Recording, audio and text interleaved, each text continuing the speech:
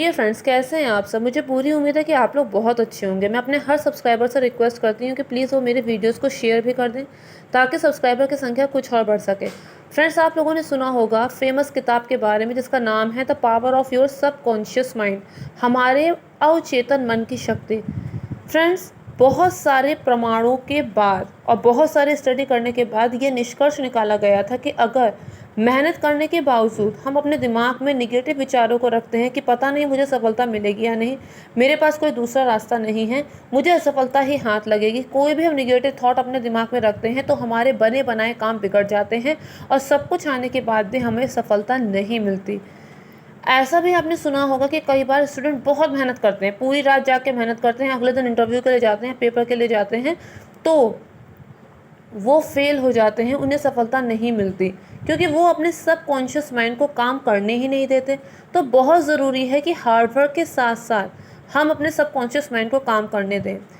कोई काम हमें करना है, उसके लिए जो जो चीज़ें की जानी चाहिए वो सब हम कर रहे हैं, लेकिन साथ ही अगर उसमें पॉजिटिविटी, पॉजिटिव थॉट और शामिल हो जाएं तो हमें सफल होने से कोई नहीं रोक सकता।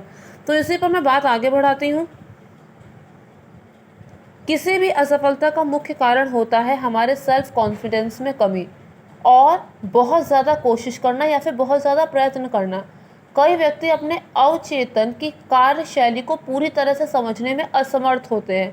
यही वजह है कि वे अपनी प्रार्थनाओं के उत्तर के सारे रास्ते बंद कर लेते हैं। जब आप जानते हैं कि आपका मस्तिष्क कैसे कार्य करता है तो आप में आत्मविश्वास बढ़ता है। आपको अवश्य याद रखना चाहिए कि जब कभी भी आपका अवचेतन मस्तिष्क किसी विचार को स्वीकार करता है, किसी फैक्ट को स्वीकार करता है, तब वो उस पर काम करना शुरू कर देता है। यह अपने सभी संसाधनों को आपके मस्तिष्क की तह तक जाकर पूरे मानसिक और आध्यात्मिक नियमों को इस कार्य को पूरा करने में लगा देता है। यह नियम दोनों पर लागू होता है, चाहे विचार अच्छे हों या चाहे विचार बुरे हों। इसी वजह से यदि आप इसको नकारात्मक रूप से उपयोग में लाते हैं तो परेशानी, असफलता और उलझन आपको ज़रूर मिलेगी। जब आप इसे रचनात्मक रूप से उपयोग में लाते हैं तब यह मार्गदर्शन, आज़ादी और मानसिक शांति देता है। यदि आपके विचार सकारात्मक होंगे, रचनात्मक होंगे और प्रेम से परिपूर्ण होंगे तो सही जवाब से आपको कोई नहीं रोक सकता। इनसे यह पूरी तरह स्पष्ट हो जाता है कि अपनी असफलता पर काबू पाने का एकमात्र तरीका है कि आप अपने सबकॉन्शियस माइंड को, अपने अवचेतन मन को अपने विचार वास्तविकता की तरह स्वीकार कराएं और फिर अपने मन का नियम सब कुछ आपके मन का नियम सब कुछ कर देगा। अपनी प्रार्थना पूरी श्रद्धा, आत्मविश्वास के साथ अर्पण करें और इसके बाद अवचेतन इसको करने की जिम्मेदारी लेकर आपको जवाब देगा।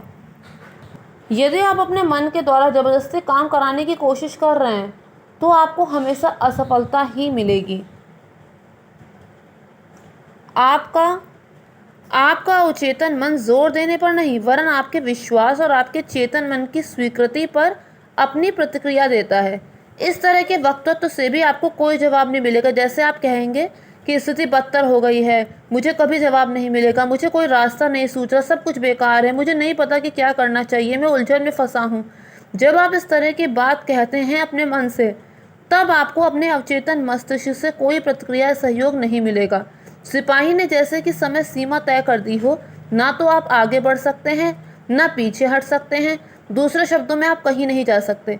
यदि आप टैक्सी में बैठकर ड्राइवर को 5 मिनट के अंदर आधा दर्जन अलग अलग दिशा बताते हैं तो वो पूरी तरह से उलझन में पड़ जाएगा और हो सकता है वो आपको ले जाने से मना भी कर दे। ऐसे ही आपका अवचेतन मन है, उसके साथ काम करने पर भी ऐसा ही होता है। आपके मस्तिष्क में एक स्पष्ट विचार होना चाहिए, मुझे ये चीज़ करनी है।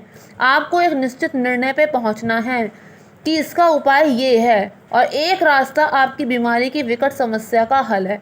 सिर्फ एक रास्ता आपको चुनना है जो आपकी दृष्टि में परफेक्ट हो। सब जगह आपको चक्कर नहीं काटने। आपके अवचेतन के अंदर मौजूद अनंत ज्ञान से ही वो उत्तर आता है। जब आप अपने चेतन मस्तिष्क से स्पष्ट निर्णय पर पहुंचते हैं तब आपका मन तैयार हो जाता है और आपके विश्वास के अनुसार ही आपको प्रतिक्रिया मिलती है।